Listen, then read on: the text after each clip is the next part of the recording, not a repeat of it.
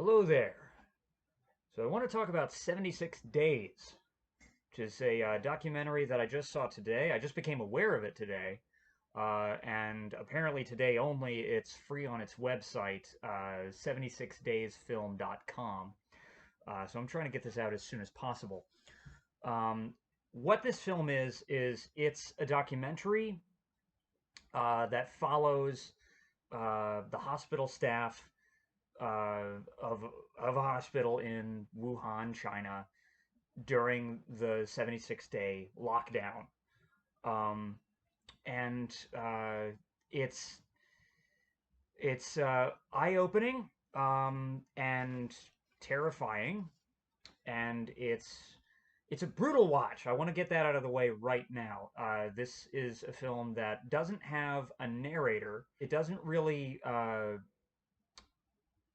overtly tell you what it is you're supposed to be feeling and thinking.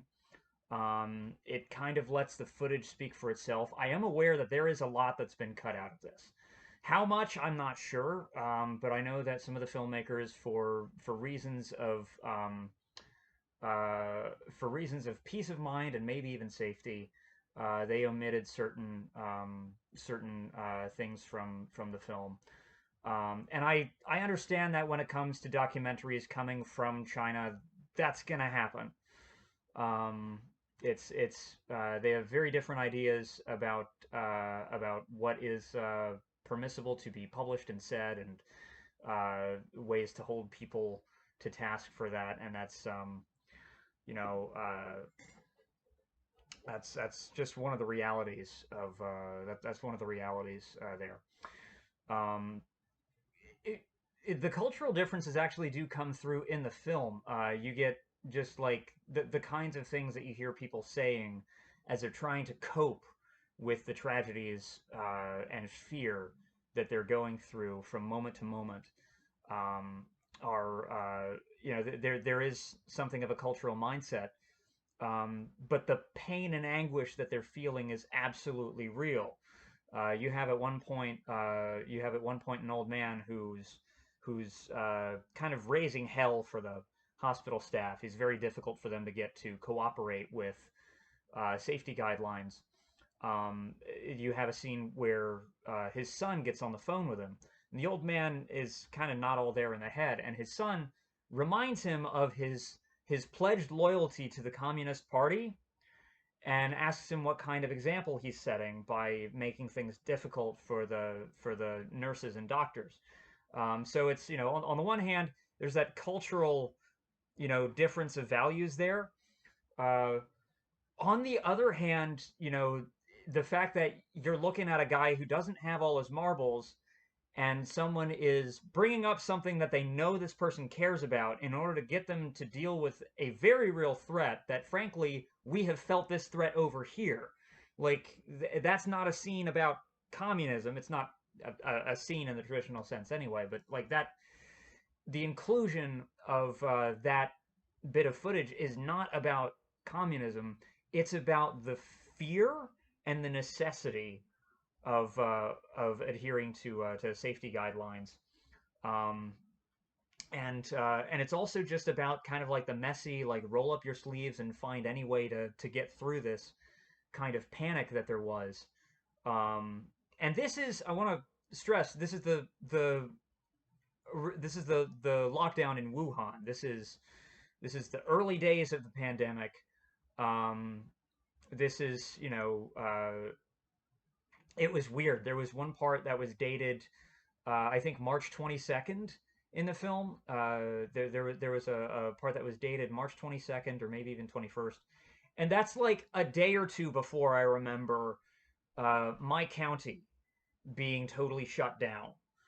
And so it put things right in context, because it's like, my God, I can basically like remember what I was doing on on these days, on the other side of the world. Um,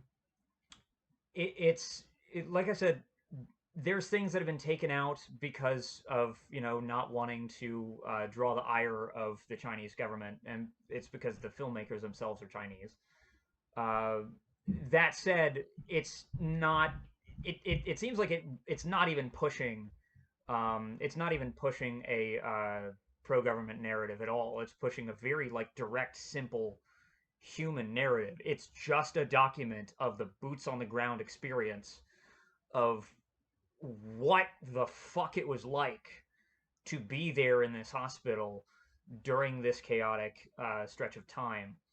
And especially like they didn't know what safety measures were excessive. They didn't know what was not enough. They were flying blind. They were doing the best that they could. But they were flying blind because they didn't really have the benefit of hindsight that that a lot of us do now. And again, to this day, this is not a virus we fully understand. Um, I think for me, the image from this documentary that I'm not going to shake anytime soon um, is throughout this whole thing, people are wearing masks. Like you occasionally see a mask slip when they're feeding a patient or something, but it's always the patients whose faces you see. And then at one point in this film, you see you see a hospital worker. I may have this wrong because it again viewing this thing was chaos, and because so many people are wearing masks, it's actually hard to keep track of who is who. Um, but that doesn't really make it any less effective. This one particular moment we have, and like I said, I think it was the head nurse.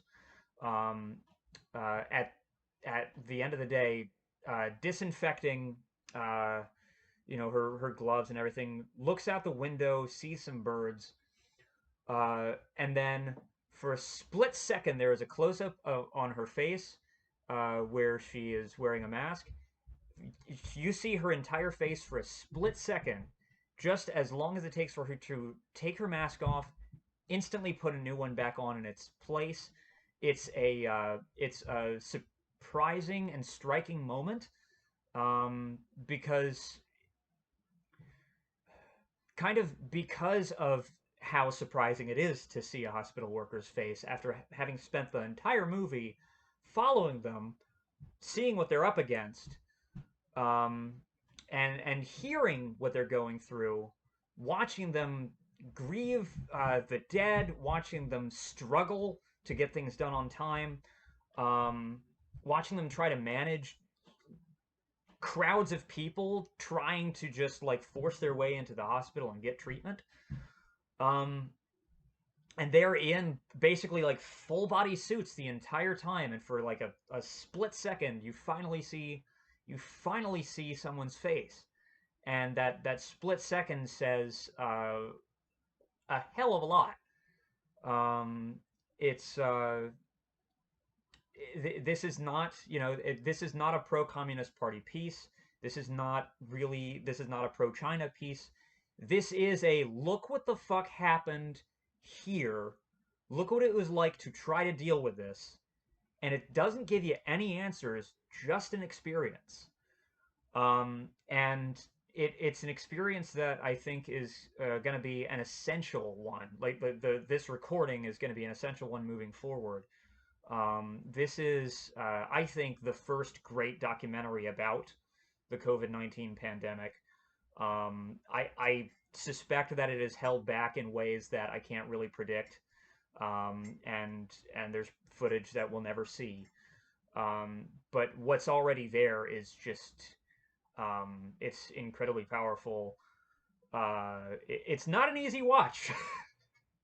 Go into this expecting to be traumatized, and if you aren't, then I envy you, but I also worry about you. But that's that. I wanted to get this out today, mostly because today you can watch it for free. Again, that is 76daysfilm.com. It's a striking work.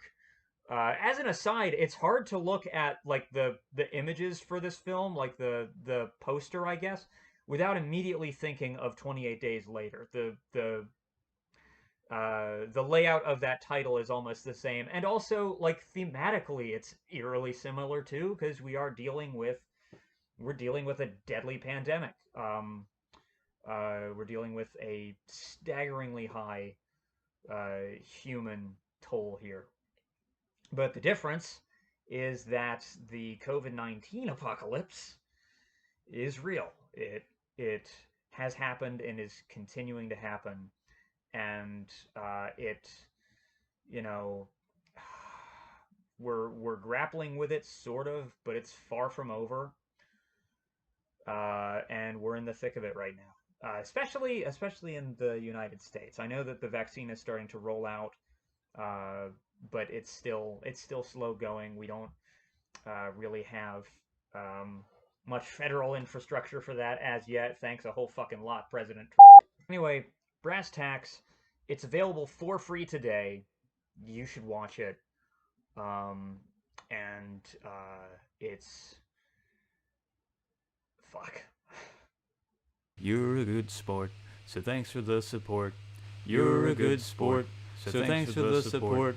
You're a good sport, so thanks for the support. You're a good sport, so thanks for the support. You're a good sport, so thanks for the support. You're a good sport, so thanks for the support.